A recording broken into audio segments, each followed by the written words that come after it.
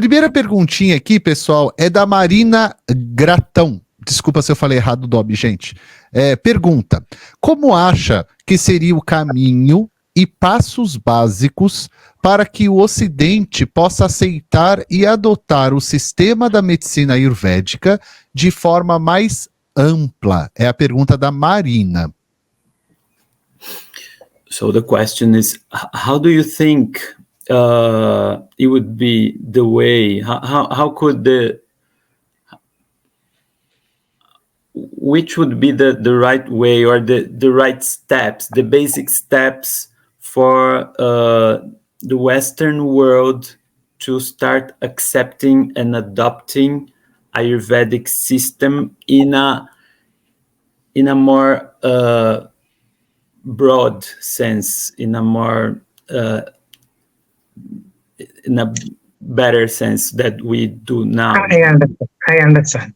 Because this Ayurvedic system was promoted in early 60s as a system having better medicines without any side effect and all. And some 20-25 years it was continued, and it was not used based on theories of Ayurveda. So it came down gradually. Then in 70s, 80s and all, the Panchakarma was exported. Panchakarma also is a mechanism of treatment procedure in Ayurveda to be done exactly on the basis of Kapha Pitta Vata understanding. So this was not done properly. And naturally, after some time, since the result is very minimum, that was also coming down gradually. Now the world people are searching for what exactly is Ayurveda in olden times. This is where the relevance comes, and I say it has to be popularized as a knowledge system, not as some herbs. It has to be, it's not against any system, it's not against modern system or any other systems.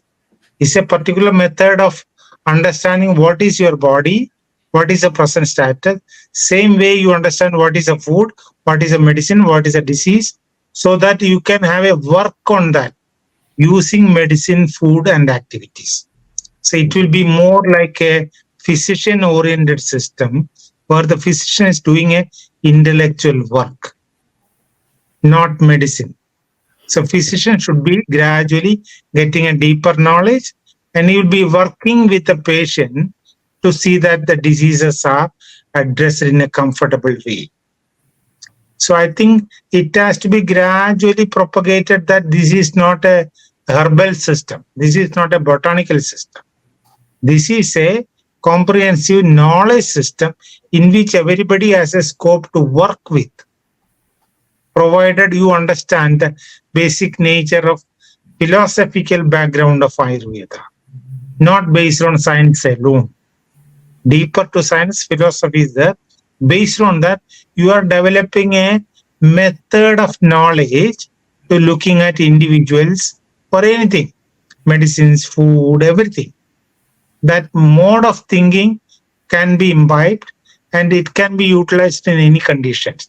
So this mode of understanding, that's why I repeatedly say this is not an alternative system where we think there are good medicines. There are good methods to clean the body, as if you are cleaning the floor. So those things are, I think, serving only minimum 20% of Ayurveda. If the world requires 100% of benefit of Ayurveda, it belongs to the whole world. This knowledge belongs to the whole world because, physical body, we are different. Mental plane, we are different individuals. Deep to these three planes, we are one and the same. This is the understanding of Vedas. So the benefit of these two will be going to the same plane, and the deepest plane, we all are connected, we remain as one. So it has to be propagated as a knowledge system, not as a technique. Okay. To get the full benefit of Ayurveda, it has to be propagated as a knowledge-making methodology, which is open to any individual in the world. Ok. A ideia é que por que o Ayurveda não se desenvolveu tanto ainda como a gente poderia esperar, né, no Ocidente? Talvez seja esse o caminho da pergunta, né? Então, ele disse que nos anos 60 o Ayurveda começou a chegar no Ocidente, mas principalmente pelo conhecimento de algumas ervas, de alguns remédios ayurvédicos que aparentemente não teriam efeitos colaterais, que seriam interessantes e tal. E foi isso que chegou naquele tempo. Então, logo, isso foi também diminuindo em termos de impacto, porque ele chegou de uma forma muito fracionada, de uma forma muito... chegou só um pedacinho do Ayurveda, né, e não ele como um sistema completo. Essa é a ideia.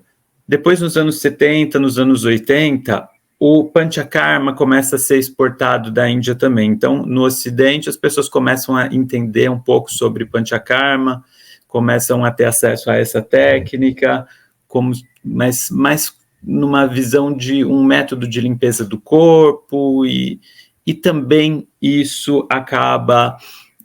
por mais que possa ter tido uma expressão significativa, também acaba declinando com o tempo. O que ele vê agora, hoje em dia, nessas últimas décadas, é que as pessoas do Ocidente que têm interesse por Ayurveda começaram a buscar com mais intensidade ainda o que é mesmo esse sistema, como esse sistema era praticado na Índia antigamente, como é o processo de pensamento. Então, a ideia é que as pessoas, nessas últimas décadas, têm buscado o conhecimento do Ayurveda de uma forma mais ampla e mais significativa, tentando entender todo o sistema de conhecimento. Por isso, ele enfatizou bastante essa ideia. A gente precisa entender que o Ayurveda não é um sistema de medicina simplesmente, não é um conjunto de técnicas.